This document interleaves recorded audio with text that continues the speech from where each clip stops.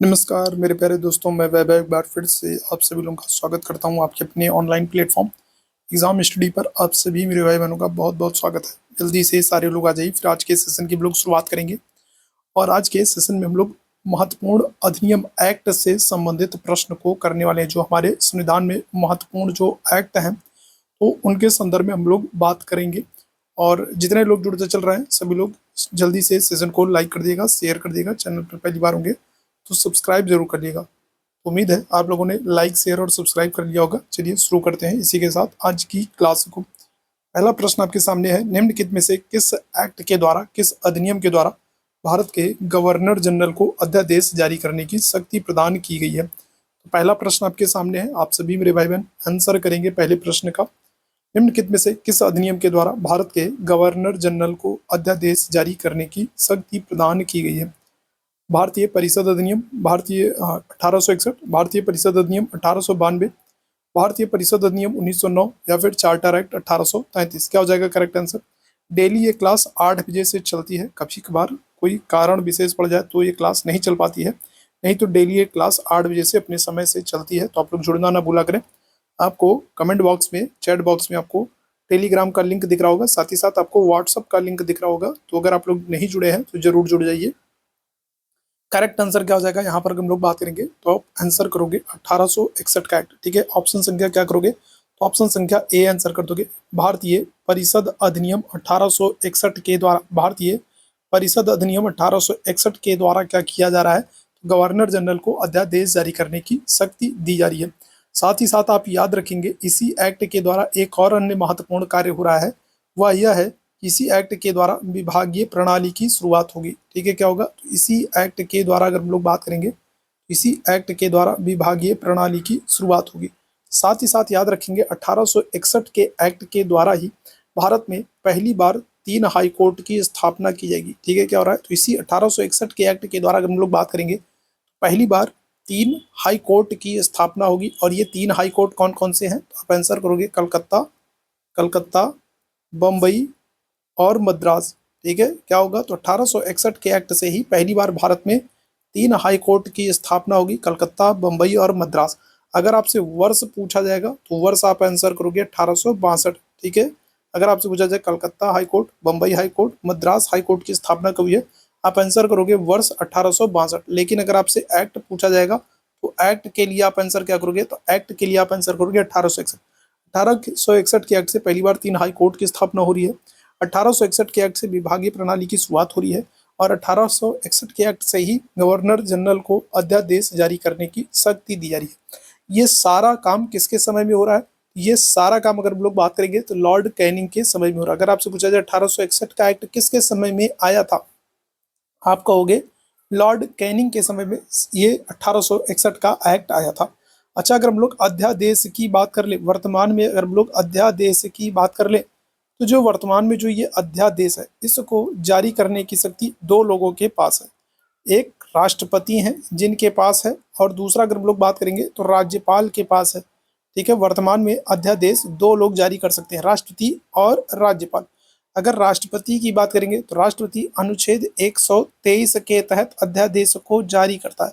और अगर राज्यपाल की बात करेंगे तो राज्यपाल अनुच्छेद 213 के तहत अध्यादेश जारी करता है। याद रखिएगा, राष्ट्रपति अनुच्छेद 123 के तहत अध्यादेश जारी करता है और राज्यपाल 213 के तहत अध्यादेश को जारी करता है। ठीक है, चलिए आगे बढ़ेंगे दूसरे प्रश्न की तरफ। दूसरा प्रश्न आंसर करिएगा, भारत के गवर्नर जनरल को किस एक्ट के द्वारा अपनी समिति के निर्णयों को अस्वीकार करने का अधिकार मिला है? तो कौन सा एक्ट है जिसके द्वारा भारत का गवर्नर जनरल अपनी जो समिति होती थी उसके निर्णय को अस्वीकार कर सकता था? 1784 का पिट्स इंडिया एक्ट, 1786 का अमेंडमेंट एक्ट, 1813 का चार्टर एक्ट या फिर 1773 का रेगुलेटिंग एक्ट। दूसरे प्रश्न का सभी लोग आंसर करेंगे और जितने लोग बाद में जुड़ते चल रहे हैं आप सभी लोगों से निवेदन करूंगा सेशन को एक बार लाइक और शेयर जरूर किया कीजिए। बताइएगा क्या हो जाएगा। तो दूसरे प्रश्न की बात करेंगे तो भारत के गवर्नर जनरल को किस एक्ट के द्वारा अपनी समिति के निर्णयों को अस्वीकार करने का अधिकार मिला? आप आंसर करोगे 1786 के अमेंडमेंट एक्ट। ठीक है, क्या आंसर करोगे? आप आंसर करोगे ऑप्शन संख्या बी, 1786 के अमेंडमेंट एक्ट। अच्छा, इस अमेंडमेंट एक्ट के द्वारा एक और महत्वपूर्ण कार्य होगा, वो क्या है? याद रखिएगा, इसी एक्ट के द्वारा जो गवर्नर जनरल होता था, ठीक है, हमारे यहाँ जो अभी तक गवर्नर जनरल होते थे, तो गवर्नर जनरल को क्या किया गया, तो गवर्नर जनरल को मुख्य सेनापति की शक्तियां भी दे दी गई। ठीक है, याद रखिएगा इसी 1786 के एक्ट के द्वारा अगर हम लोग बात करेंगे तो 1786 के अमेंडमेंट एक्ट के द्वारा गवर्नर जनरल को मुख्य सेनापति की शक्तियां दे दी गई। याद रखिएगा पहले क्या होता था, पहले गवर्नर जनरल अलग होता था और मुख्य सेनापति अलग होता था, दोनों के काम अलग अलग होते थे। लेकिन इस एक्ट के द्वारा क्या किया जाएगा, अब गवर्नर जनरल को मुख्य सेनापति की शक्तियां भी दे दी गई। ठीक है, अच्छा अगर आपसे पूछा जाए कि वो गवर्नर जनरल कौन था, वो पहला गवर्नर जनरल कौन था जिसको मुख्य सेनापति की शक्तियां देगी, अगर आपसे पूछा जाए वो पहला गवर्नर जनरल कौन था जिसको मुख्य सेनापति की शक्तियां दी गई, तो आप आंसर क्या करोगे, आप आंसर करोगे कॉर्नवालिस को। ठीक है, कौन था, कॉर्नवालिस था, याद रखिएगा। ठीक है, कॉर्नवालिस पहला गवर्नर जनरल था जिसको मुख्य सेनापति की शक्तियां भी दी गई थी। ठीक है, अच्छा कॉर्नवालिस, कॉर्नवालिस की अगर हम लोग बात करें तो कॉर्नवालिस से प्रश्न बनता है, आप याद रखेंगे पुलिस सेवा या सिविल सेवा का जनक किसे मानते हैं, पुलिस सेवा या सिविल सेवा का जनक किसे मानते हैं, ये प्रश्न आपके एग्जाम में पूछा गया है, तो याद रखेंगे पुलिस सेवा या सिविल सेवा का जनक कॉर्नवालिस को मानते हैं। इसके अलावा अगर हम लोग बात करें अस्थाई बंदोबस्त, ठीक है कौन सा, अस्थाई बंदोबस्त या जमींदारी व्यवस्था, अस्थाई बंदोबस्त या फिर कहेंगे जमींदारी व्यवस्था, अस्थाई बंदोबस्त या जमींदारी व्यवस्था, अस्थाई बंदोबस्त या जमींदारी व्यवस्था का जनक भी किसे मानते हैं, तो आप आंसर करोगे किसको, कॉर्नवालिस को आंसर करोगे। कॉर्नवालिस का समय क्या है, कॉर्नवालिस का समय है 1786 से लेकर के 1793, कॉर्नवालिस का समय। और इन्हीं के समय में क्या होगा, तो इन्हीं के समय में तीसरा आंग्ल मैसूर युद्ध हुआ था। ठीक है, कौन सा, तो तीसरा आंग्ल मैसूर युद्ध हुआ था। ठीक है, इन्हीं के समय में तीसरा आंग्ल मैसूर युद्ध हुआ था। कब हुआ था तीसरा आंग्ल मैसूर युद्ध, तो आप आंसर करोगे 1790 से 92 के बीच में तीसरा आंग्ल मैसूर युद्ध हुआ है। और तीसरे आंग्ल मैसूर युद्ध में कौन सी संधि हुई थी, संधि आपसे बहुत ही महत्वपूर्ण पूछा जाता है, तो आप आंसर करोगे श्रीरंगपट्टनम की संधि। ठीक है, कौन सी, तो श्रीरंगपट्टनम की संधि। ठीक है, तीसरे आंग्ल मैसूर युद्ध में जो कि 1792 से 92 के बीच में चला था, तो इसमें कौन सी, तो श्रीरंगपट्टनम की संधि हुई थी। ठीक है, चलिए आगे बढ़ेंगे अगले प्रश्न की तरफ। अगला प्रश्न हमारे सामने, मार्ले मिंटो सुधार का उद्देश्य क्या था, बताइएगा।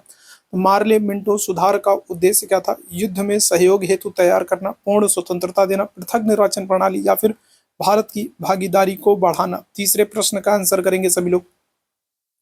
मार्ले मिंटो सुधार का उद्देश्य क्या था, युद्ध में सहयोग हेतु बढ़ाना, पूर्ण स्वतंत्रता देना, पृथक निर्वाचन प्रणाली या फिर भारतीयों की भागीदारी बढ़ाना। देखिए यहाँ से एक प्रश्न कई बार पूछा जा चुका है कि मार्ले मिंटो जो सुधार है ये किसे कहा जाता है या किस एक्ट को मार्ले मिंटो सुधार कहा जाता है, तो आप याद रखेंगे 1909 का। ठीक है, क्या हो जाएगा, तो 1909 का मार्ले मिंटो एक्ट, याद रखिएगा 1909 का जो एक्ट था उसे मार्ले मिंटो एक्ट भी कहा जाता है। ठीक है, ये प्रश्न आपके एग्जाम में कई बार पूछा जा चुका है कि किस एक्ट को मार्ले मिंटो एक्ट के नाम से जानते हैं, तो आप आंसर करोगे 1909 के। 1909 के एक्ट को मार्ले मिंटो एक्ट के नाम से भी जानते हैं। और इस एक्ट में आपको पता है पहली बार क्या हो रहा है, इस एक्ट के द्वारा भारत में पहली बार अगर हम लोग बात करेंगे फर्स्ट टाइम क्या हो रहा है, तो सांप्रदायिक निर्वाचन प्रणाली की शुरुआत हो रही है। ठीक है, क्या हो रहा है, तो सांप्रदायिक निर्वाचन प्रणाली की शुरुआत हो रही है, सांप्रदायिक निर्वाचन प्रणाली की शुरुआत हो रही है। एक तरीके से आप कह सकते हो, एक तरीके से आप कह सकते हो मुस्लिमों के लिए आरक्षण की शुरुआत हो रही है। ठीक है, क्या हो जाएगा, तो पहली बार सांप्रदायिक निर्वाचन प्रणाली की शुरुआत हो जाएगी। और ये जो सांप्रदायिक निर्वाचन प्रणाली है इसके तहत किसको शामिल किया जाएगा, तो आप आंसर करोगे मुस्लिमों को। जो ये सांप्रदायिक निर्वाचन प्रणाली है तो इसके तहत किसको शामिल किया जाएगा, तो मुस्लिम जो कैटेगरी है, मुस्लिम वर्ग के जो लोग हैं उनको शामिल किया जाएगा, याद रखिएगा। ठीक है, तो क्या हो जाएगा, तो पृथक निर्वाचन प्रणाली आंसर करोगे, ऑप्शन संख्या सी आंसर करोगे।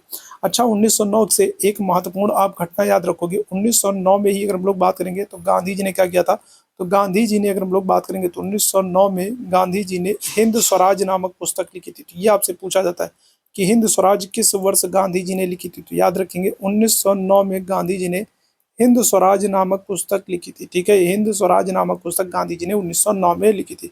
आप मुझे कमेंट करके बताइएगा, आप मुझे लास्ट में कमेंट करके बताइएगा कि हिंद स्वराज नामक पुस्तक किस भाषा में गांधी जी ने लिखी थी। ठीक है, हिंद स्वराज नामक पुस्तक गांधी जी ने 1909 में लिखी थी। आप कमेंट करके मुझे बताना किस भाषा में लिखी थी। ठीक है, चलिए आगे बढ़ेंगे। मुस्लिमों के लिए अलग अतिरिक्त निर्वाचक मंडल प्रारंभ में किसके द्वारा लाया गया, तो अभी हम लोगों ने बात की थी मुस्लिमों के लिए क्या हो रहा है, तो मुस्लिमों के लिए अतिरिक्त निर्वाचक मंडल या फिर कहेंगे पृथक निर्वाचन मंडल किसके द्वारा शुरू किया गया, मॉन्टेग्यू चेम्सफोर्ड 1919, भारत सरकार अधिनियम 1935, क्रिप्स मिशन 1942 या फिर मार्ले मिंटो सुधार अधिनियम 1909। आंसर क्या कर दोगे, आप आंसर कर दोगे ऑप्शन संख्या डी 1909 मार्ले मिंटो सुधार अधिनियम, अभी हम लोगों ने बात की, ठीक है। मार्ले मिंटो सुधार अधिनियम 1909 के द्वारा क्या किया जा रहा है, मुस्लिमों के लिए एक अलग पृथक निर्वाचन मंडल की बात की जा रही है। ऑप्शन संख्या क्या हो जाएगा, तो डी बिल्कुल एकदम करेक्ट हो जाएगा, ठीक है। चलिए आगे बढ़ेंगे। 1909 के इंडियन काउंसिल एक्ट में किस बात की व्यवस्था की गई थी, तो जो ये 1909 का इंडियन काउंसिल एक्ट था, 1909 का जो ये इंडियन काउंसिल एक्ट था, इसी एक्ट को क्या करते हैं, इसी को मार्ले मिंटो एक्ट कहते हैं, ठीक है। क्या करते हैं, इसी को मार्ले मिंटो एक्ट कहते हैं। देखो एक ही प्रश्न को घुमा फिरा के कितनी बार पूछा गया, तो ये बहुत ही महत्वपूर्ण प्रश्न है और आपके एग्जाम में कई बार पूछा जा चुका है, ठीक है।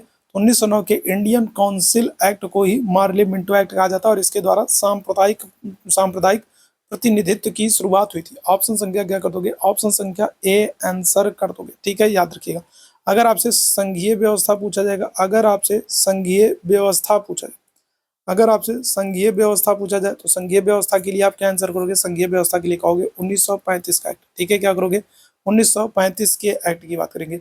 अगर आपसे पूछा जाए प्रांतों में द्वैध शासन, ठीक है, क्या कर ले, अगर आपसे प्रांतों में द्वैध शासन पूछे, प्रांतों में द्वैध शासन पूछे तो आंसर क्या करोगे, तो आप आंसर करोगे 1919, क्या आंसर करोगे 1919, ठीक है।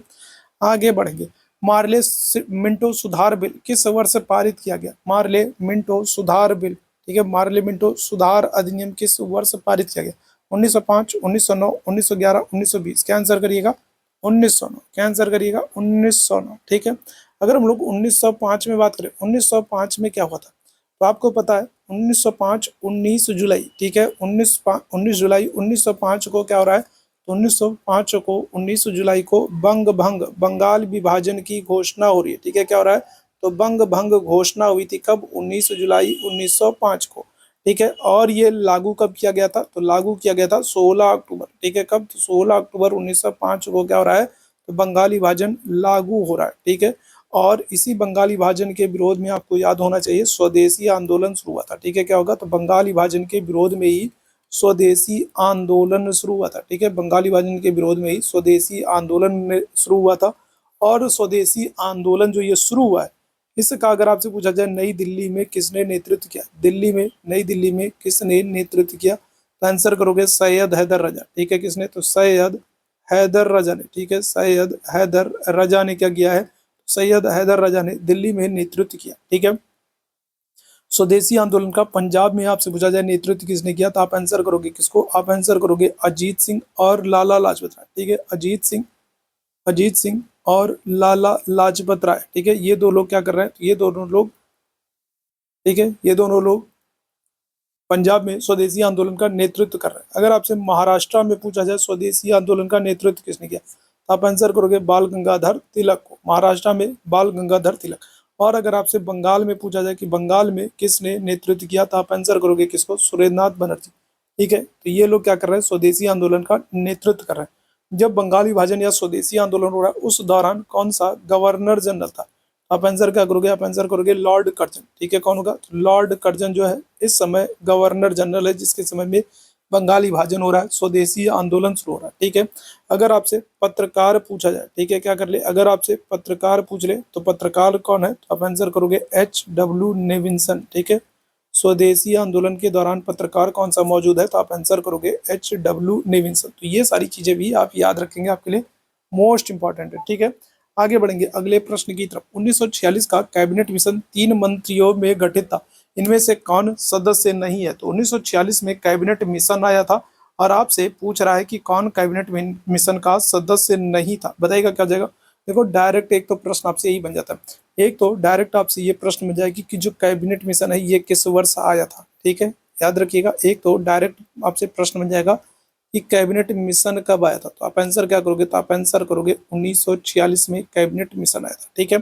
अच्छा, जो एक कैबिनेट मिशन आया था याद रखेंगे इसमें कितने, इसमें 3 सदस्य थे, ठीक है। कितने सदस्य थे, 3 सदस्य थे कैबिनेट मिशन में, 3 सदस्य थे, ठीक है। कौन कौन से सदस्य थे, तो याद रखेंगे एक तो A.V. अलेक्जेंडर थे, इसके अलावा अगर हम लोग बात करेंगे स्टोफर्ड क्रिप्स थे, और पैथिक लॉरेंस की अगर हम लोग बात करेंगे तो ये तो अध्यक्ष थे, ठीक है। याद रखिएगा 3 सदस्य थे, 3 सदस्यों अगर हम लोग बात करें कौन कौन से थे, A.V. अलेक्जेंडर थे, स्टोफर्ड क्रिप्स थे और पैथिक लॉरेंस अध्यक्ष थे। जो नहीं थे वो कौन थे, तो वो थे लॉर्ड एमरी, याद रखिएगा, ठीक है। कैबिनेट मिशन 1946 में आ रहा है। तो इसमें कुल 3 सदस्य हैं, पैथिक लॉरेंस, एवी अलेक्जेंडर और स्टेफर्ड क्रिप्स। पैथिक लॉरेंस इसके अध्यक्ष हैं और इसी कैबिनेट मिशन की सिफारिश पर ही भारत के लिए एक संविधान सभा का गठन किया गया था, याद रखेंगे, ठीक है। क्या होगा, तो भारत के लिए एक संविधान सभा का गठन, संविधान सभा का गठन किसकी सिफारिश पर किया गया था, तो संविधान सभा का गठन जो है वो कैबिनेट मिशन की सिफारिश पर किया गया था, याद रखिएगा, ठीक है। तो ऑप्शन संख्या सी बिल्कुल करेक्ट होगा, ठीक है। अगले प्रश्न की तरफ चलते हैं। कैबिनेट मिशन योजना के विषय में कौन सा सही नहीं है, बताइएगा कौन सा सही नहीं है, आपको बताना है।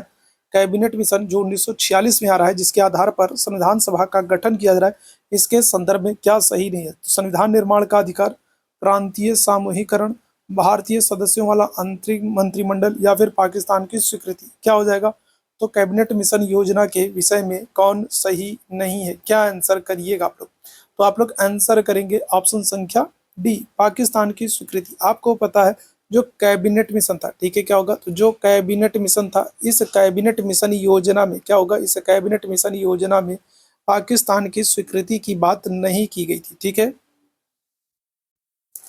चलिए, तो आपको पता है कि जो कैबिनेट मिशन था उसमें पाकिस्तान की मांग जो है, पाकिस्तान की स्वीकृति नहीं दी गई थी और यही तो कारण था जिसकी वजह से क्या हो रहा है, जिसकी वजह से 16 अगस्त 1946, आप तारीख याद रखिएगा, डेट आपके लिए बहुत ही महत्वपूर्ण है, ठीक है, आपको याद होना चाहिए। मैंने आपको बताया है 16 अगस्त 1946 को जो मुस्लिम लीग है, तो मुस्लिम लीग ने क्या किया था, तो मुस्लिम लीग ने प्रत्यक्ष कार्रवाई दिवस मनाया था, आपको याद होगा, मैंने आप लोगों को पढ़ाया था, ठीक है। क्या होगा, तो 16 अगस्त 1946 को मुस्लिम लीग ने प्रत्यक्ष कार्रवाई दिवस मनाया था और क्यों मनाया था, कारण यही था कि जो कैबिनेट मिशन है, कैबिनेट मिशन में अलग से पाकिस्तान की कोई बात नहीं की गई थी, ठीक है। और जब संविधान सभा में वोटिंग होगी तो वहां पर भी क्या होगा, मुस्लिम लीग को बहुत कम सीटें प्राप्त होती हैं, जिसके बाद क्या हो जाएगा, जिसके बाद मुस्लिम लीग नाराज हो जाएगी और प्रत्यक्ष कार्रवाई दिवस मनाएगी और अपने लिए पाकिस्तान की मांग करेगी। लेकिन कैबिनेट मिशन में पाकिस्तान के अलग से मांग की बात नहीं की गई थी, याद रखिएगा, ठीक है। इसीलिए तो मुस्लिम लीग ने क्या किया, प्रत्यक्ष कार्रवाई दिवस मनाया था, कब मनाया था, तो 16 अगस्त 1946 को, ठीक है। यहाँ पर ऑप्शन संख्या डी बिल्कुल करेक्ट हो जाएगा, ठीक है। चलिए आगे बढ़ेंगे अगले प्रश्न की तरफ। भारत का संविधान लागू होने तक स्वतंत्रता के पश्चात इसका शासन किसके अंतर्गत चलाया गया, 1935 के भारत शासन अधिनियम के द्वारा, भारतीय नेताओं के परामर्श से बने कानून के द्वारा, इंग्लैंड के संविधान के द्वारा, या फिर इनमें से कोई नहीं। आपको पता है कि जो हमारा देश है, जो हमारा देश है वो आज़ाद होता है 15 अगस्त 1947 को, ठीक है। और जो हमारा संविधान है, तो संविधान को बनने में 2 साल 11 माह 18 दिन का समय लगता है और संविधान लागू होता है कब, लागू होता है 26 जनवरी 1950 को। तो देश हमारा आज़ाद हुआ 1947 में और संविधान लागू हुआ 1950 में। तो आज़ाद होने के बाद से लेकर संविधान लागू होने तक का जो ये समय है, ठीक है, इस दौरान भारत का, अपने देश का शासन कैसे चलाया जाएगा, यही प्रश्न आपसे पूछा जा रहा है, ठीक है। आज़ाद होने के बाद से लेकर और संविधान लागू होने के बीच में, ठीक है, जो ये समय है, तो इस दौरान भारत का जो शासन व्यवस्था है वो किसके अनुसार चलेगा, यही प्रश्न आपसे पूछा गया है। क्या आंसर कर दोगे, तो आप आंसर कर दोगे 1935 के भारत शासन अधिनियम के द्वारा, ठीक है। क्या हो जाएगा, तो 1935 के भारत शासन अधिनियम के द्वारा, बिल्कुल, बहुत अच्छे, ऑप्शन संख्या ए बिल्कुल करेक्ट हो जाएगा, ठीक है। आगे बढ़िएगा। भारतीयों को वर्ष 1947 में सार्वभौम सत्ता सौंपने की योजना किस नाम से जानी जाती है, बताइएगा। तो 1947 में आपको पता है, 1947 में भारत आज़ाद हो जा रहा है। 15 अगस्त 1947 को क्या करते हैं, तो 15 अगस्त 1947 को भारत आज़ाद हो जा रहा है, भारत का स्वतंत्रता दिवस मनाते हैं 15 अगस्त 1947 को, ठीक है। भारत का क्या करते हैं, स्वतंत्रता दिवस मनाते हैं। तो जो भारत पाकिस्तान विभाजन हो रहा है और भारत को सत्ता सौंपी जा रही है, तो उसको किस नाम से जानते हैं, मार्ले मिंटो योजना, माउंटबेटन योजना, वेवेल योजना, या फिर डूरंड योजना। क्या आंसर करिएगा, करेक्ट आंसर क्या हो जाएगा, 10वें प्रश्न का आंसर करिएगा, क्या करेक्ट आंसर हो जाएगा। तो करेक्ट आंसर अगर लोग बात करेंगे तो आप आंसर करोगे माउंटबेटन योजना, ठीक है। क्या हो जाएगा, माउंटबेटन योजना। और माउंटबेटन योजना की आपसे डेट भी पूछी जाती है, तो याद रखिएगा माउंटबेटन योजना जो है ये 3 जून 1947, ठीक है। क्या हो जाएगा? तो माउंटबेटन योजना कब? तो 3 जून 1947। और इसी माउंटबेटन योजना के आधार पर ही क्या हुआ था? तो भारत पाकिस्तान विभाजन हुआ था, ठीक है। क्या हुआ था? तो भारत पाकिस्तान विभाजन जो है वो इसी माउंटबेटन योजना के आधार पर हुआ था। ये भी आपसे बहुत बार पूछा गया, ठीक है, याद रखेंगे। क्या हो जाएगा? तो भारत पाकिस्तान विभाजन माउंटबेटन योजना के आधार पर हुआ था। और माउंटबेटन योजना कब? 3 जून 1947 को आई थी, याद रखिएगा। और इसी योजना के द्वारा क्या हो जा रहा है? भारत को सार्वभौम सत्ता भी सौंपी जाएगी, ठीक है। तो आप याद रखेंगे, ऑप्शन संख्या क्या आ जाएगा? बी बिल्कुल करेक्ट हो जाएगा, ठीक है। आगे बढ़ेंगे। निम्नलिखित में से कौन सा सुमेलित नहीं है? आपसे पूछ रहा है कौन सा सही सुमेल नहीं है, बताइएगा क्या हो जाएगा? भारत सरकार अधिनियम 1935, स्वशासन, कैबिनेट मिशन, संविधान सभा का गठन, साइमन कमीशन, भारत विभाजन और मार्ले मिंटो सुधार, सांप्रदायिक प्रतिनिधित्व, क्या इसमें सही सुमेलित नहीं है? आपसे पूछा जा रहा है और बहुत ही आसान सा प्रश्न है। बताइएगा क्या हो जाएगा? कौन सा सही सुमेलित नहीं है? भारत सरकार अधिनियम 1935, स्वशासन, कैबिनेट मिशन, संविधान सभा का गठन, साइमन कमीशन, भारत विभाजन, मार्ले मिंटो सुधार नियम जो है, सांप्रदायिक प्रतिनिधित्व। तो अभी मैंने आप लोगों को बताया था कि जो भारत विभाजन है, जो भारत पाकिस्तान विभाजन किया जा रहा है, वो किससे? तो वो अगर हम लोग बात करेंगे क्या हो जाएगा? तो वो माउंटबेटन योजना से, ठीक है। क्या हो रहा है? माउंटबेटन योजना से, जो कि 3 जून 1947 को आई थी। क्या हुआ था? भारत पाकिस्तान विभाजन हुआ था, साइमन कमीशन से नहीं होगा, याद रखिएगा, ठीक है। क्या आंसर कर दोगे? ऑप्शन संख्या सी आंसर कर दोगे, ठीक है। साइमन कमीशन की अगर हम लोग बात कर लें, किसकी? अगर हम लोग साइमन कमीशन की बात कर लें तो देखो, साइमन कमीशन अपने आप में बहुत ही महत्वपूर्ण है, ठीक है। साइमन कमीशन की अगर हम लोग बात कर लें तो साइमन कमीशन जो है ये 1927 में गठित होता है और 1928 में भारत आता है। साइमन कमीशन की अगर हम लोग बात करें, साइमन कमीशन 1927 में गठित होता है, 1928 में भारत आता है। इसमें 7 सदस्य थे, इसमें 7 सदस्य थे और सभी के सभी सदस्य अंग्रेज थे। सभी क्या थे? सभी अंग्रेज थे। 7 सदस्य थे और सभी के सभी अंग्रेज सदस्य थे। इसीलिए साइमन कमीशन को श्वेत कमीशन कहा जाता है। इसीलिए साइमन कमीशन को श्वेत कमीशन कहा जाता है। इसीलिए साइमन कमीशन को श्वेत कमीशन कहा जाता है, या फिर आप कहोगे व्हाइट कमीशन भी कहा जाता है, ठीक है। क्या करते हैं? तो व्हाइट कमीशन भी कहा जाता है। साइमन कमीशन को श्वेत कमीशन कहा जाता है या व्हाइट कमीशन कहा जाता है। कारण क्या है? कि इसमें 7 सदस्य और सभी के सभी अंग्रेज हैं। गठन हो रहा है 1927 में और भारत कब आ रहा है? 1928 में, ठीक है, याद रखिएगा। अच्छा, एक और प्रश्न साइमन कमीशन से बन जाता है, उसको आपको याद रखना है कि साइमन कमीशन में जो भारतीय सदस्यों को बाहर रखा गया था, तो किसके कहने पर साइमन कमीशन से भारतीयों को बाहर रखा गया? साइमन कमीशन से भारतीयों को बाहर रखा गया। साइमन कमीशन में सिर्फ और सिर्फ अंग्रेज सदस्यों को शामिल किया गया, भारतीयों को बाहर रखा गया, तो किसके कहने पर? ठीक है, साइमन कमीशन से भारतीय सदस्यों को बाहर रखा गया, किसके कहने पर? ठीक है, तो क्या आंसर करोगे? तो आप आंसर करोगे लॉर्ड इरविन को, याद रखिएगा। किसको? तो लॉर्ड इरविन के कहने पर साइमन कमीशन से भारतीय सदस्यों को बाहर रखा गया था। इसमें सिर्फ और सिर्फ अंग्रेज सदस्यों को शामिल किया गया था। 7 अंग्रेज सदस्यों को शामिल किया जाएगा और क्योंकि सभी के सभी अंग्रेज हैं, इसीलिए इस साइमन कमीशन को श्वेत कमीशन कहेंगे, व्हाइट कमीशन कहेंगे। 1927 में गठन हो रहा है, 1928 में भारत आएगा, ठीक है। तो साइमन कमीशन, भारत विभाजन, ये गलत हो जाएगा, ठीक है। आगे बढ़ेंगे अगले प्रश्न की तरफ। बी.आर. अम्बेडकर और महात्मा गांधी के मध्य 1932 में पूना समझौता कहां पर हुआ? अब देखो, यहाँ से कई सारे प्रश्न बन जाते हैं। एक तो आपसे ये पूछ लेता है कि पूना समझौता कब हुआ। एक तो आपसे प्रश्न डायरेक्ट ऐसे पूछ लिया था कि पूना समझौता जो है ये कब हुआ, तो आप आंसर क्या करते हो? आप आंसर करते हो 1932 में हुआ।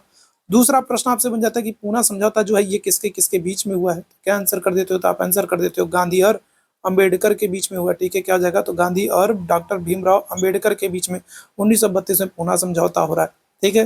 तो एक तो आपसे वर्ष पूछ लेता है, दूसरा किसके किसके बीच में हुआ है, तीसरा आपसे पूछ रहा है कि जो ये समझौता हुआ था तो ये किस मुद्दे पर हुआ था।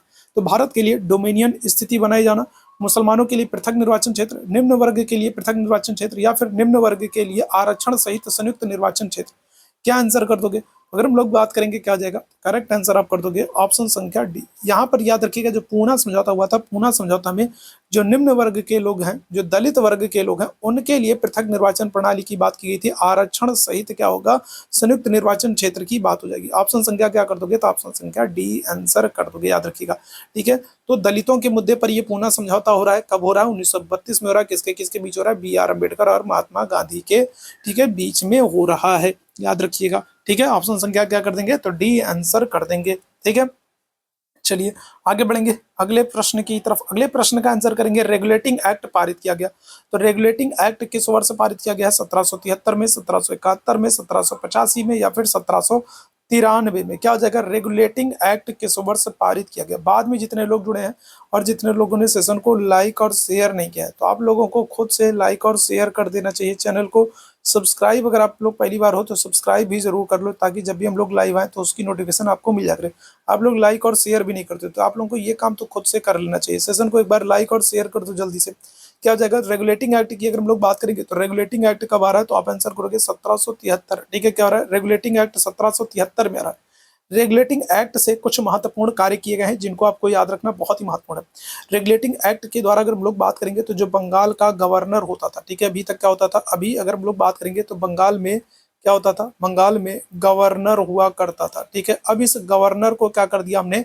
इस रेगुलेटिंग एक्ट के द्वारा हम लोगों ने बंगाल के गवर्नर को क्या कर दिया? तो बंगाल का गवर्नर जनरल बना दिया गया। ठीक है, याद रखिएगा क्या होगा। तो अगर हम लोग बात करेंगे तो 1773 के रेगुलेटिंग एक्ट के द्वारा अगर हम लोग बात करेंगे तो क्या हो जाएगा? तो बंगाल का जो गवर्नर होता था उसको हमने बंगाल का गवर्नर जनरल बना दिया गया। और जो पहला व्यक्ति बंगाल का गवर्नर जनरल बनेगा वो कौन होगा? तो आप आंसर करोगे वारेन हेस्टिंग्स होगा। ठीक है, कौन होगा? तो वारेन हेस्टिंग्स बंगाल का पहला गवर्नर जनरल बनेगा। याद रखिएगा 1773 के रेगुलेटिंग एक्ट से एक काम ये किया गया। दूसरा जो काम किया जाएगा वो क्या होगा? रेगुलेटिंग एक्ट से आप याद रखेंगे कलकत्ता में एक सुप्रीम कोर्ट की स्थापना भी होगी। क्या होगा? तो कलकत्ता में अगर हम लोग बात करेंगे क्या हो रहा है? तो सुप्रीम कोर्ट की स्थापना हो रही है। ठीक है, कलकत्ता में क्या हो रहा है? तो सुप्रीम कोर्ट की स्थापना हो रही है। और इस सुप्रीम कोर्ट का जो मुख्य न्यायाधीश है वो किसको बनाया जाएगा? जो चीफ जस्टिस है, जो मुख्य न्यायाधीश है, वो किसको बनाया जाएगा? तो आप आंसर क्या करोगे? तो आप आंसर करोगे एलिजा इम्पे को। ठीक है, किसको? तो मुख्य न्यायाधीश बनाया जाएगा किसको? एलिजा इम्पे को, याद रखिएगा। ठीक है, तीसरा जो महत्वपूर्ण काम किया जाएगा इस रेगुलेटिंग एक्ट के द्वारा, एक तो क्या किया गया? एक तो ये किया गया कि बंगाल के गवर्नर को बंगाल का गवर्नर जनरल बना दिया गया। दूसरा जो काम किया गया वो क्या किया गया कि कलकत्ता में सुप्रीम कोर्ट की स्थापना की गई और मुख्य न्यायाधीश बना दिया गया किसको? एलिजा इम्पे को। ठीक है, याद रखिएगा। तीसरा जो महत्वपूर्ण काम किया जाएगा इस रेगुलेटिंग एक्ट के द्वारा, अब क्या किया गया? तो जो ईस्ट इंडिया कंपनी थी, ईस्ट इंडिया कंपनी पर ब्रिटिश संसद का नियंत्रण स्थापित करने का पहला प्रयास किया गया। ठीक है, क्या होगा? तो संसद का नियंत्रण स्थापित करने का पहला प्रयास किया गया। ठीक है, ब्रिटिश ईस्ट इंडिया कंपनी पर संसद का नियंत्रण स्थापित करने का पहला काम, ईस्ट इंडिया कंपनी पर संसद का नियंत्रण स्थापित करने का पहला काम कब किया गया? तो इसी रेगुलेटिंग एक्ट के द्वारा किया गया। याद रखेंगे। देखिए, चलिए आगे बढ़ेंगे अगले प्रश्न की तरफ। महारानी विक्टोरिया को भारत की साम्राज्ञी किस वर्ष घोषित किया गया? महारानी विक्टोरिया को भारत की साम्राज्ञी किस वर्ष घोषित किया गया? क्या आंसर करिएगा? 1866, 1858, 1885, 1875? क्या आंसर? महारानी विक्टोरिया को भारत की साम्राज्ञी किस वर्ष घोषित किया गया? 1866, 1858, 1885 या फिर 1875? आप आंसर क्या करोगे? आप आंसर करोगे ऑप्शन संख्या बी। ठीक है, 1858। याद रखेंगे 1858 का एक्ट आएगा और इस एक्ट के द्वारा भी कई सारे महत्वपूर्ण काम किए जाएंगे। याद रखिएगा 1858 का एक्ट बहुत ही महत्वपूर्ण है। यहाँ से भी प्रश्न बन जाता है, यहाँ से कई सारे महत्वपूर्ण काम किए जाएंगे। जैसे 1858 के एक्ट से अगर हम लोग बात करेंगे तो जो भारत का गवर्नर जनरल होता था, ठीक है, क्या होता था? तो भारत का जो गवर्नर जनरल होता था, तो भारत के गवर्नर जनरल को हमने क्या किया? भारत के गवर्नर जनरल को हम लोगों ने भारत के वायसराय में रिप्लेस कर दिया। ठीक है, क्या कर दिया? तो भारत के गवर्नर जनरल को हमने क्या किया? भारत का वायसराय बना दिया। और जो पहला व्यक्ति वायसराय बनेगा वो कौन होगा? तो आप आंसर करोगे कैनिंग को। ठीक है, किसको? तो लॉर्ड कैनिंग को। ठीक है, भारत का पहला वायसराय बनेगा। याद रखिएगा 1858 के एक्ट से भारत के गवर्नर जनरल को हमने भारत का वायसराय बना दिया और पहला व्यक्ति जो वायसराय बनेगा वो कौन हो जाएगा? वो हो जाएगा लॉर्ड कैनिंग हो जाएगा। दूसरा आप याद रखेंगे, दूसरी जो चीज होगी इसके समय में, ठीक है, दूसरा जो काम होगा वो इसके समय में वो ये होगा कि इसी 1858 के एक्ट से जो ईस्ट इंडिया कंपनी का शासन है, तो ईस्ट इंडिया कंपनी के शासन को क्या किया गया? तो ईस्ट इंडिया कंपनी के शासन को ब्रिटिश संसद को सौंप दिया गया। ठीक है, क्या किया गया? तो ब्रिटिश संसद को सौंप दिया गया। ईस्ट इंडिया कंपनी के शासन को क्या कर दिया गया?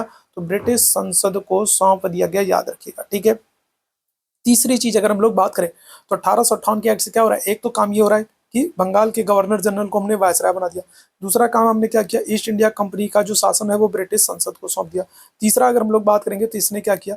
तो इसी 1858 के एक्ट के द्वारा क्या किया जाएगा? तो भारत परिषद की स्थापना की जाएगी। ठीक है, क्या होगा? तो भारत पर जो इंग्लैंड का शासन है उसकी देख रेख करने के लिए, उसका नियंत्रण स्थापित करने के लिए क्या होगा, इसी 1858 के एक्ट से क्या हो जाएगा, तो भारत परिषद की स्थापना होगी। ठीक है, क्या होगा, तो भारत परिषद की स्थापना होगी। इसके अलावा और बहुत सारे काम हुए थे, जैसे सेना में भी सुधार किया जाएगा, भारतीय सैनिकों की संख्या कम कर दी जाएगी, अंग्रेज सैनिकों की संख्या बढ़ा दी जाएगी, भारतीय सैनिकों को तो खाने से हटा दिया जाएगा। तो ये सब काम 1858 के एक्ट के द्वारा ही किया जाएगा। ठीक है, चलिए आगे बढ़ेंगे। अगले प्रश्न का आंसर करेंगे, मॉन्टेग्यू चेम्सफोर्ड सुधारों में प्रावधानों का सार था, बताएगा। तो मॉन्टेग्यू चेम्सफोर्ड, तो देखो जैसे हम लोग मार्ले मिंटो पढ़े थे ना, कि मार्ले मिंटो सुधार अधिनियम 1909 को कहते हैं, उसी तरीके से आपसे पूछा जाता है कि जो मॉन्टेग्यू चेम्सफोर्ड सुधार है, तो ये किसको कहा जाता है। तो आप आंसर क्या करोगे, आप कहोगे 1919 के। ठीक है, क्या करोगे, तो आप आंसर करोगे 1919 के एक्ट को। ठीक है, किसके, तो 1919 के एक्ट को मॉन्टेग्यू चेम्सफोर्ड सुधार अधिनियम कहा जाता है। ठीक है, 1919 के एक्ट को मॉन्टेग्यू चेम्सफोर्ड सुधार अधिनियम कहते हैं। और इसके द्वारा क्या हो रहा है, तो राज्यपाल को वीटो की शक्ति, राज्यों को स्वायत्ता, प्रांतों में दोहरा शासन, या फिर हिंदू मुस्लिम के लिए अलग अलग निर्वाचन व्यवस्था। तो 1919 के एक्ट को मॉन्टेग्यू चेम्सफोर्ड अधिनियम कहते हैं। इसके द्वारा देखो क्या हो रहा है, इसके द्वारा अगर हम लोग बात करेंगे तो प्रांतों में द्वैध शासन शुरू हो रहा है, याद रखिएगा। ठीक है, क्या हो रहा है, तो प्रांतों में द्वैध शासन वो 1919 के एक्ट से शुरू होगा। दूसरी चीज याद रखेंगे, इसी एक्ट से क्या हो जाएगा, भारत में महिलाओं को वोट देने का अधिकार दिया जाएगा, राइट टू वोट। ठीक है, महिलाओं को वोटिंग राइट्स दिए जाएंगे, याद रखिएगा, महिलाओं को मत देने का अधिकार, वोट देने का अधिकार, महिलाओं को मत देने का अधिकार। ठीक है, वोटिंग राइट्स जो है वो 1919 के एक्ट से प्रदान किए जाएंगे। ठीक है, इसके अलावा याद रखिएगा 1919 से के एक्ट से ही प्रावधान किया गया कि अब सिविल परीक्षाएं कहाँ पर होंगी, भारत में होगी। अभी तक क्या होता था, जो सिविल परीक्षा होती थी वो लंदन में होती थी, परीक्षा देने के लिए लंदन जाना पड़ता था, लंदन जाना पड़ता था। लेकिन अब क्या होगा, अब सिविल परीक्षाएं कहाँ पर होंगी, तो भारत में होंगी। ठीक है, कहाँ पर होंगी, तो सिविल परीक्षाएं भारत में होंगी। इसका प्रावधान भी कहाँ पर किया गया, तो इसका प्रावधान भी 1919 के मॉन्टेग्यू चेम्सफोर्ड अधिनियम में किया गया। सिविल परीक्षाएं भारत में होंगी, महिलाओं को मत देने का अधिकार दिया गया, प्रांतों में दोहरा शासन लागू किया गया। और याद रखिएगा 1919 के एक्ट से ही सांप्रदायिक निर्वाचन प्रणाली, जो सांप्रदायिक निर्वाचन प्रणाली थी उसकी शुरुआत 1909 में होगी। सबसे पहले मुस्लिमों को दिया जाएगा। 1919 के एक्ट से क्या हो जाएगा, जो सांप्रदायिक निर्वाचन प्रणाली है इसका विस्तार किया जाएगा। ठीक है, क्या हो जाएगा, तो इसका विस्तार किया जाएगा, इसका फैलाव किया जाएगा। ठीक है, सांप्रदायिक निर्वाचन प्रणाली का विस्तार किया जाएगा। 1909 में क्या किया गया था, तो 1909 में सिर्फ किसको दिया गया था, तो 1909 में सिर्फ मुस्लिमों को दिया गया था। ठीक है, लेकिन 1919 के एक्ट के द्वारा क्या हो जाएगा, 1919 के एक्ट के द्वारा अगर हम लोग बात करेंगे तो यूरोपियों को दिया जाएगा, यूरोपियों को भी सांप्रदायिक निर्वाचन प्रणाली के तहत शामिल किया जाएगा। इसके अलावा अगर हम लोग बात करें सिखों को भी सांप्रदायिक निर्वाचन प्रणाली के तहत शामिल किया जाएगा।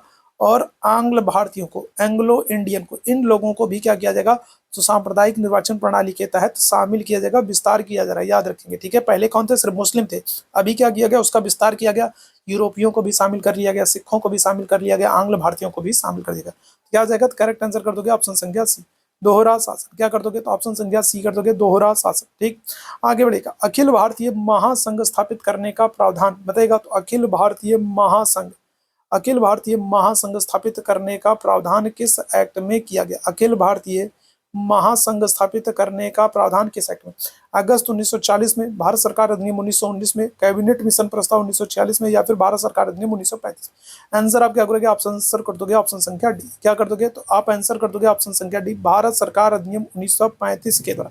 देखो, अखिल भारतीय संघ कहे या फिर आपसे क्या कर ले, या फिर आपसे संघात्मक शासन कहे, अखिल भारतीय संघ कहे या फिर आपसे संघात्मक शासन कहे, याद रखेंगे कौन सा, तो 1935 का। इसके अलावा अगर हम लोग बात करें शक्तियों का विभाजन किस एक्ट में किया गया है, तो आप आंसर करोगे 1935। शक्तियों का विभाजन 1935 के एक्ट से किया गया, संघात्मक शासन 1935 के एक्ट से किया गया। इसके अलावा अगर हम लोग बात करें एक संघीय न्यायालय की स्थापना, ये भी 1935 है, संघीय न्यायालय की स्थापना ये भी 1935 है, संघीय न्यायालय की स्थापना ये भी 1935 से किया गया। इसके अलावा अगर हम लोग बात करेंगे और क्या हो जाएगा 1935 के एक्ट से, 1935 के एक्ट से केंद्र में द्वैध शासन। ठीक है, क्या हो रहा है, 1935 के एक्ट से केंद्र में द्वैध शासन। ठीक है, 1935 के एक्ट से क्या किया जाएगा, तो केंद्र में द्वैध शासन लागू किया जाएगा, संघीय न्यायालय की स्थापना की जाएगी, शक्तियों का विभाजन किया जाएगा, संघात्मक शासन या फिर कहेंगे अखिल भारतीय संघ की जो बात है वो 1935 के एक्ट से की जाएगी। प्रांतीय स्वायत्ता अगर आपसे पूछा जाए, ठीक है, क्या कर ले, अगर आपसे प्रांतीय स्वायत्ता की बात कर ली तो प्रांतीय स्वायत्तता की जो बात है वो भी क्या हो जाएगा, तो वो भी 1935 के एक्ट में, ठीक है, याद रखेंगे। ठीक, चलो आगे बढ़ेंगे। अच्छा, यहाँ पर मैंने 1919 के एक्ट में एक और चीज आपको बता देता हूँ, एक और चीज आपको बता देता हूँ, याद रखिएगा, बहुत ही महत्वपूर्ण है। इसी 1919 के एक्ट में ही पहली बार क्या गया था, अगर हम लोग बात करेंगे फर्स्ट टाइम, ठीक है, 1919 के एक्ट में ही पहली बार क्या किया गया था, तो पहली बार उत्तरदायी शासन शब्द का प्रयोग किया गया था। ये भी याद रखिएगा, ये भी बहुत ही महत्वपूर्ण है कि पहली बार किस एक्ट में उत्तरदायी शासन की बात की गई थी, कि हम एक ऐसे शासन का निर्माण करेंगे जिसके लिए हम क्या होंगे, उत्तरदायी होंगे, जवाबदेह होंगे। ठीक है, तो पहली बार उत्तरदायी शासन जो है ये भी 1919 के एक्ट में आप याद रखेंगे। ठीक है, चलिए आगे बढ़ेंगे अगले प्रश्न की तरफ। निम्नलिखित में से किस अधिनियम में केंद्र में द्वैध शासन, किस अधिनियम में केंद्र में द्वैध शासन लागू होगा, तो भारत सरकार अधिनियम, भारत शासन अधिनियम 1935, भारत शासन अधिनियम 1991, भारत परिषद अधिनियम 1909 या फिर भारत परिषद अधिनियम 1989। बताइएगा क्या हो जाएगा। तो किस अधिनियम ने केंद्र में द्वैध शासन प्रणाली, देखो दो चीजें हैं, दोनों को आप याद रखना, ठीक है, दोनों को याद रखना मोस्ट इंपॉर्टेंट है, और कंफ्यूजन भी बहुत ज्यादा होता है। तो अगर आपसे प्रांतों में द्वैध शासन पूछे, अगर आपसे प्रांतों में द्वैध शासन पूछे तो आप आंसर क्या करोगे, आप आंसर करोगे 1919, प्रांतों में द्वैध शासन 1919। लेकिन अगर आपसे केंद्र में पूछे, अगर आपसे केंद्र में पूछे तो केंद्र में द्वैध शासन 1935। तो याद रखिएगा, पहले क्या किया गया था, पहले प्रांतों में द्वैध शासन लागू किया गया था, और बाद में क्या हो जाएगा, प्रांतों से समाप्त करके केंद्र में द्वैध शासन लागू कर दिया जाएगा। तो प्रांतों में पूछे तो 1919, केंद्र में पूछे 1935। आपसे कहाँ पूछा है, केंद्र में पूछा है, क्या आंसर कर दोगे, ऑप्शन संख्या ए आंसर कर दोगे, भारत शासन अधिनियम 1935। क्या आंसर कर दोगे, तो भारत शासन अधिनियम 1935। ठीक है, चलिए आगे बढ़ेंगे अगले प्रश्न की तरफ। किस अधिनियम की प्रमुख विशेषता प्रांतीय स्वायत्तता है, बताइएगा। अभी आज ही के सेशन मैंने आप लोगों को बताया, और इस प्रश्न का कोई गलत आंसर नहीं करेगा, मैं सभी लोगों के आंसर देख रहा हूँ। प्रांतीय स्वायत्तता, बताइएगा क्या जाएगा, तो किस अधिनियम की प्रमुख विशेषता प्रांतीय स्वायत्तता है, क्या आंसर करोगे, किस अधिनियम की प्रमुख विशेषता प्रांतीय स्वायत्तता है। ठीक है, चैट बॉक्स में आपको टेलीग्राम का लिंक दिख रहा होगा, टेलीग्राम चैनल से नहीं जुड़े हो तो जुड़ जाओ, साथ ही साथ आपको व्हाट्सअप लिंक भी दिख रहा है, व्हाट्सअप चैनल का लिंक भी आपको दिख रहा है, तो अगर नहीं जुड़े हो तो जुड़ जाइएगा। अभी तक अगर लाइक और शेयर नहीं किए हो तो आप लोगों से निवेदन है कि लाइक और शेयर भी कर दो, चैनल पर पहली बार हो और सब्सक्राइब नहीं किए हो तो आपसे निवेदन है कि सब्सक्राइब भी जरूर कर लो। आपने कर लिया है तो बहुत अच्छी बात है, और अगर नहीं किया है तो और भी अच्छी बात है। क्या आंसर करोगे, प्रांतीय स्वायत्तता अगर हम लोग बात करेंगे क्या जाएगा, ऑप्शन संख्या बी हो जाएगा 1935। ठीक है, क्या जाएगा 1935, अभी आप लोगों को बताया था। ठीक है, चलिए आगे बढ़ेंगे। संघीय प्रणाली का पहला प्रयास, तो अभी मैंने आप लोगों को बताया था, संघीय प्रणाली कहें, संघात्मक शासन कहें, अखिल भारतीय संघ कहें, क्या हो जाएगा, संघीय प्रणाली कहें, अखिल भारतीय संघ कहें, संघात्मक शासन कहें, तो बताइएगा क्या हो जाएगा। तो संघीय प्रणाली का पहला प्रयास भारत सरकार अधिनियम द्वारा किया गया था, कब किया गया था, यहाँ पर 2016 नहीं होना चाहिए, यहाँ पर गड़बड़ हो गया। ठीक है, यहाँ पर 2016 नहीं होना चाहिए, भारत सरकार अधिनियम बताएगा द्वारा किया गया। तो संघीय प्रणाली का पहला प्रयास भारत सरकार अधिनियम द्वारा किया गया, कब किया गया, क्या आंसर कर दोगे, 1935 में। ठीक है, कौन सा, तो 1935 के भारत शासन अधिनियम के द्वारा। ऑप्शन संख्या क्या जाएगा, ऑप्शन संख्या सी बिल्कुल करेक्ट हो जाएगा। ठीक है, 1909 वाला जो है तो इसको हम लोग क्या करते हैं, तो इसको हम लोग मार्ले मिंटो कहते हैं। ठीक है, क्या करते हैं, तो इसको हम लोग मार्ले मिंटो कहते हैं। और अगर आपसे 1919 पूछा जाए तो इसको हम लोग क्या करते हैं, तो इसको हम लोग मॉन्टेग्यू चेम्सफोर्ड कहते हैं। ठीक है, क्या करते हैं, तो इसको हम लोग मॉन्टेग्यू चेम्सफोर्ड कहते हैं, याद रखेंगे। ठीक है, ठीक है, चलो आगे बढ़ा जाए, आगे बढ़ेंगे और लास्ट क्वेश्चन की बात करेंगे, आखिरी क्वेश्चन बताएगा, भारत में सचिव का पद किसके द्वारा निर्मित किया गया, भारत में सचिव का पद क्या होगा, भारत में सचिव के पद को किस एक्ट के द्वारा जो है निर्मित किया गया, भारत परिषद अधिनियम 1861, मॉन्टेग्यू चेम्सफोर्ड सुधार, मार्ले मिंटो सुधार, या फिर भारत सरकार अधिनियम 1858। क्या हो जाएगा बताएगा, भारत में सचिव का पद किसके द्वारा निर्मित किया गया, भारत में सचिव के पद को किसके द्वारा निर्मित किया गया, भारत परिषद अधिनियम 1861, मॉन्टेग्यू चेम्सफोर्ड सुधार, मार्ले मिंटो सुधार, या फिर भारत सरकार अधिनियम 1858। आंसर क्या करोगे आप लोग, बताओ फटाफट, आखिरी क्वेश्चन है, जल्दी से बताएगा क्या हो जाएगा, करेक्ट आंसर कर दोगे आप, ऑप्शन संख्या डी। देखो अगर हम लोग बात करें, मैंने आपको बताया था जो 1858 का जो एक्ट था, इस 1858 के एक्ट के द्वारा क्या किया गया था, इस 1858 के एक्ट के द्वारा भारत परिषद की स्थापना की गई थी। मैंने बताया था, आज ही के सेशन बताया था, आप लोगों को याद होगा, अगर ध्यानपूर्वक दोनों कान खोल करके सुने रहोगे तो आपको सुनाई भी पड़ा रहा होगा, समझ भी आ रहा होगा और याद भी रहा होगा। ठीक है, तो 1858 के एक्ट के द्वारा क्या किया गया था, भारत परिषद की स्थापना की गई थी। और इसी भारत परिषद का जो प्रमुख होता था, इसी भारत परिषद का जो प्रमुख होता था उसको कहते थे भारत सचिव कहते थे। ठीक है, क्या करते थे, तो उसी को भारत सचिव कहते थे। 1858 के एक्ट के द्वारा अगर हम लोग बात करेंगे क्या हो जाएगा, तो भारत परिषद, ठीक है, क्या हो जाएगा, तो भारत परिषद की स्थापना की गई थी। और इसी भारत परिषद का जो प्रमुख होता था वो क्या होता था, भारत सचिव कहलाता था। तो अगर हम लोग बात करेंगे तो भारत में भारत सचिव के पद का जो प्रावधान है वो किस एक्ट से, तो वो 1858 के एक्ट से किया गया था, ठीक है।